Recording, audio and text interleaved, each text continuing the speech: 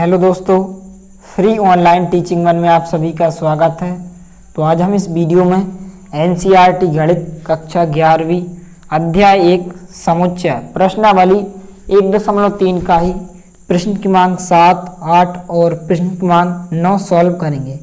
तो यहाँ पर जो प्रश्न क्रमांक 7 है कि निम्नलिखित अंतरालों को समुच्चय निर्माण रूप में लिखिए, और यहाँ पर आपको अंतराल दिए गए हैं। तो यहाँ पर प्रश्न क्रमांक 6 में हमने क्या किया था कि जो भी समुच्चय निर्माण रूप दिए गए थे, इन समुच्चय निर्माण रूप से यहाँ पर हमने अंतराल रूप में लिखा है। तो इसी प्रकार से आपको क्या करना है, आपको अंतराल दिए गए हैं और इस प्रकार से आपको यहाँ पर समुच्चय निर्माण रूप में इस प्रकार से लिखना है, मतलब आपको इसके उल्टा करना है। तो सबसे पहले यहाँ पर आप क्या करेंगे, इस प्रकार से यहाँ पर लिखेंगे, दो यहाँ पर ब्रैकेट लगाएंगे, x सच दैट x लिखेंगे और यहाँ पर बिलोंग्स टू या अवयव है r से। इसके बाद आपको क्या करना है, जैसे यहाँ पर -3 और 0 दिए गए हैं तो यहाँ पर आप -3 लिखेंगे, यहाँ पर 0 लिखेंगे। यदि यहाँ पर दोनों तरफ क्या होते, बड़े ब्रैकेट लगे होते, तो यहाँ पर हम बराबर के चिन्ह भी लगाएंगे। इसी प्रकार से यदि हम दूसरे क्वेश्चंस की बात करें तो यहाँ पर ये तो वही होगा कि x such that x belongs to r जहाँ की तरह रहेगा। इसके बाद यहाँ पर हम 6 लिखेंगे यहाँ, और यहाँ पर लिखेंगे हम 12 लिखेंगे, वो बीच में x को जहाँ की तरह लगाएंगे। अब यहाँ पर आप देख सकते हैं कि दोनों तरफ बड़े कोष्टक लगे हुए हैं, तो यहाँ पर हम क्या लगाएंगे, यहाँ पर भी बराबर का चिन्ह लगाएंगे और यहाँ पर भी बराबर का चिन्ह लगाएंगे। तो इस प्रकार से यहाँ पर इन क्वेश्चनों को आपको सॉल्व करना है। जैसे यहाँ पर तीसरे क्वेश्चन की यदि बात करें तो यहाँ पर एक तरफ छोटा कोष्टक दिया गया, एक तरफ बड़ा कोष्टक। तो यहाँ पर सबसे पहले हम इसको लिखेंगे x such that x belongs to r, और यहाँ पर हम लिखेंगे एक जगह 6 लिखेंगे, एक जगह 12 लिखेंगे, और छोटे बड़े के यहाँ पर हम चिन्ह बनाएंगे। इसके बाद यहाँ पर इस तरफ 6 हैं तो ये यहाँ पर हम बराबर का चिन्ह नहीं लगाएंगे। बराबर का चिन्ह हम कब लगाते हैं, जब क्या होता है, बड़ा कोष्टक होता है। यहाँ पर हम बराबर का चिन्ह लगाएंगे, 12 की जगह हम क्या लगाएंगे, बराबर का चिन्ह, क्योंकि यहाँ पर 12 की तरफ क्या है, बड़ा कोष्टक है। तो यहाँ पर हम 12 लिखेंगे और यहाँ बराबर का चिन्ह लगाएंगे। इसी प्रकार से यहाँ पर -23 को यहाँ पर लिखेंगे -4 की जगह, और 5 को लिखेंगे हम 6 की जगह। लेकिन -23 की तरफ हम बराबर का चिन्ह लगाएंगे, लेकिन 5 की तरफ हम बराबर का चिन्ह नहीं लगाएंगे। बराबर का चिन्ह हम जब लगाते हैं जब कोष्टक क्या होते हैं, बड़े होते हैं। तो इस प्रकार से आपको क्या लिखना है, इन क्वेश्चन को आपको अंतराल रूप में दिए गए हैं आपको, और आपको समुच्चय निर्माण रूप में इस प्रकार से यहाँ पर लिखना है। तो आइए यहाँ पर हम क्वेश्चन को सॉल्व करते हैं। तो यहाँ पर प्रश्न क्रमांक 7 है कि निम्नलिखित अंतरालों को समुच्चय निर्माण रूप में लिखिए, और यहाँ पर आपको 4 क्वेश्चन दिए गए हैं। तो यहाँ पर पहले क्वेश्चन को हम सॉल्व करेंगे। तो सबसे पहले यहाँ पर हम लिखेंगे हल, और यहाँ पर हमें जो अंतराल दिए गए हैं, इन अंतरालों को यहाँ पर समुच्चय निर्माण रूप में लिखना है। तो यहाँ पर आप देख सकते हैं कि हमें -3 और 0 दिया गया है, तो -3 और 0 के बीच अनंत संख्या हो सकती हैं। जैसे यहाँ पर -2 भी हो सकता है, -1 भी हो सकता है, 0 भी हो सकता है, 0.1 भी हो सकता है, 0.2 भी हो सकता है। मतलब पूरी रियल नंबर जितनी भी वास्तविक संख्या वे सभी संख्या -3 और 0 के बीच में होंगी। तो यहाँ पर हम यहाँ पर लिखेंगे इसको समुच्चय निर्माण रूप में कि x such that x belongs to क्या लिखेंगे, r, क्योंकि r क्या होती है, रियल नंबर। बहुत सारे रियल नंबर हो सकते हैं -3 और 0 के बीच। इसके बाद यहाँ पर हम लिखेंगे, यहाँ पर संख्या आपको दी गई -3 और 0। तो सबसे पहले यहाँ पर हम लिखेंगे -3 को, -3 छोटा है x से, और यहाँ पर x छोटा होगा 0 से। इस प्रकार से आपको प्रत्येक क्वेश्चन में ऐसा लिखना है। सिर्फ यहाँ पर आपको क्या करना है, इन संख्याओं को चेंज करना है। अब इसके बाद यहाँ पर हमें चेक करना है क्या कोष्टक छोटे लगे हैं या बड़े लगे हैं। यदि कोष्टक छोटे लगे, यहाँ पर तो कोष्टक छोटे लगे हैं, तो यहाँ पर हम बराबर का चिन्ह नहीं लगाएंगे। यदि यहाँ पर इस प्रकार से कोष्टक लगे होते, यहाँ पर दोनों तरफ बड़े कोष्टक लगे होते, तो यहाँ पर हम इस चिन्ह के नीचे बराबर का चिन्ह लगाते और यहाँ पर भी बराबर का चिन्ह लगाते। तो ये आपका हो जाएगा इस प्रकार से समुच्चय निर्माण रूप।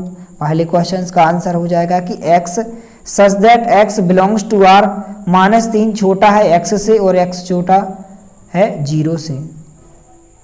अब इसके बाद दूसरे क्वेश्चन को इसी प्रकार से यहाँ पर हम लिखेंगे समुच्चय निर्माण रूप में।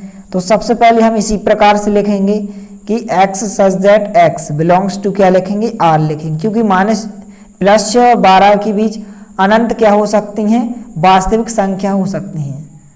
तो यहाँ पर हमने लिखा कि x such that x belongs to r, और यहाँ पर हम लिखेंगे सबसे पहली संख्या क्या दी गई है, 6 दी गई है। इसके बाद छोटा है x से और x छोटा होगा यहाँ पर 12 से, इस प्रकार से। अब यहाँ पर हम चेक करेंगे क्या यहाँ पर कोष्टक बड़े कोष्टक दिए गए हैं, इसलिए यहाँ पर हम 6 की तरफ बड़ा कोष्टक दिया गया तो हम इस तरफ भी बराबर का चिन्ह लगाएंगे। यहाँ पर 12 की तरफ भी बड़ा कोष्टक दिया है गया तो यहाँ पर भी हम बराबर का चिन्ह लगाएंगे। इसके बाद यहाँ पर हम ब्रैकेट लगाएंगे तो ये आपका आंसर हो जाएगा। इसके बाद तीसरे क्वेश्चन में अंतराल दिया गया है 6 12, तो यहाँ पर हम इसको भी इसी प्रकार से यहाँ पर हम लिखेंगे समुच्चय निर्माण रूप में। सबसे पहले यहाँ पर हम लिखेंगे x such that x belongs to r। अब इसके बाद यहाँ पर 6 को लिखेंगे, यहाँ पर हम छोटा है x से और x छोटा होगा 12 से। इस प्रकार से हमने सबसे पहले दोनों संख्याओं को लिखा। अब इसके बाद हमें चेक करना है क्या 6 की तरफ तो छोटा कोष्टक है तो यहाँ पर तो हम बराबर का चिन्ह नहीं लगाएंगे, लेकिन 12 की तरफ क्या है, बड़ा कोष्टक है तो यहाँ पर हम बराबर का चिन्ह लगाएंगे।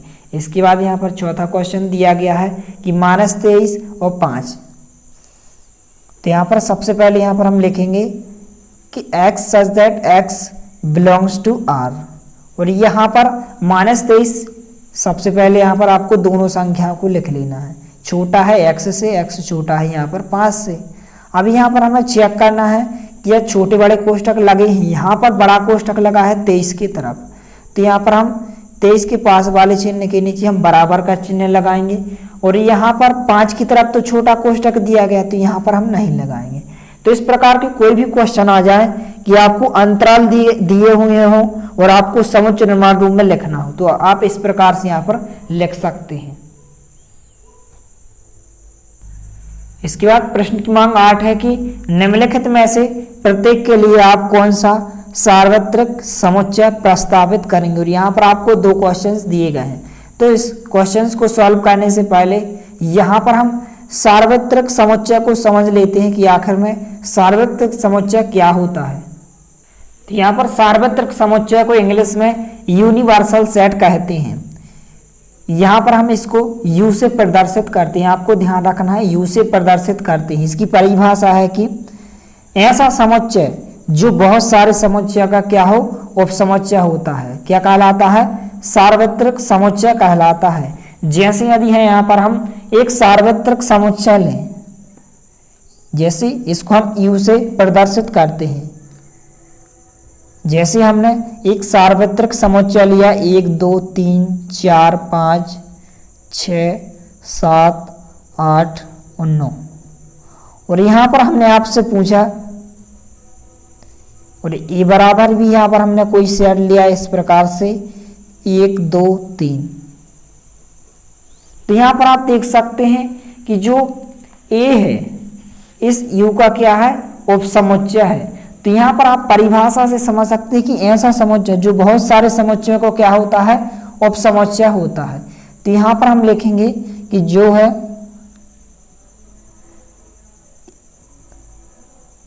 U यहाँ पर दिया गया, U में तो पूरे अवयव आ रहे हैं, यहाँ पर हम लिखेंगे कि ए जो है उपसमुच्चय है, किसका है, U का है।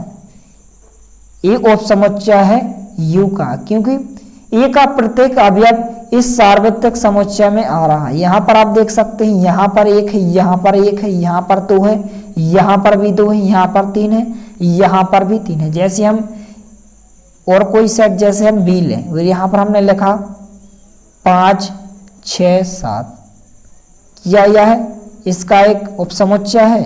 तो यहाँ पर हम लिखेंगे बी उपसमुच्चय है इस U का, इस यूनिवर्सल सेट का सार्वत्रिक समुच्चय, क्योंकि जो बी सेट का प्रत्येक अवयव इस वाले सेट में है। यहाँ पर 5 है, यहाँ पर 5 है, यहाँ पर 6 है, यहाँ पर 6 है, यहाँ पर 7 है, यहाँ पर भी 7 है।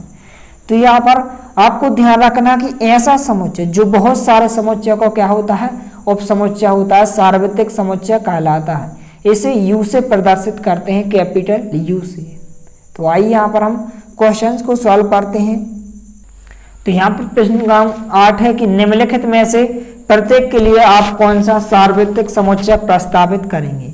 तो यहाँ पर हमें दो क्वेश्चंस दिए गए। पहला क्वेश्चन है कि समकोण त्रिभुजों का समुच्चय। तो हमें ऐसा यहाँ पर सार्वत्रिक समुच्चय बताना है जो प्रत्येक समुच्चय का क्या हो, उपसमुच्चय हो। तो यहाँ पर केवल दिया गया है कि समकोण त्रिभुजों का समुच्चय है। यदि यहाँ पर हम यूनिवर्सल सेट मतलब जो सार्वत्रिक समुच्चय इस प्रकार से लें जो सभी त्रिभुजों का क्या हो, उपसमुच्चय हो, तो यहाँ पर इसका जो आंसर होगा वह होगा सभी त्रिभुजों का समुच्चय। क्योंकि त्रिभुज में तो सभी प्रकार के, चाहे वह समकोण त्रिभुज हो, चाहे वह न्यूनकोण त्रिभुज हो, चाहे किसी प्रकार का भी त्रिभुज हो, इसमें क्या आ जाएंगे, सभी प्रकार के त्रिभुज आएंगे। तो यहाँ पर हम लिखेंगे जो इसका आंसर होगा कि सभी त्रिभुजों का समुच्चय, सभी त्रिभुजों का समुच्चय।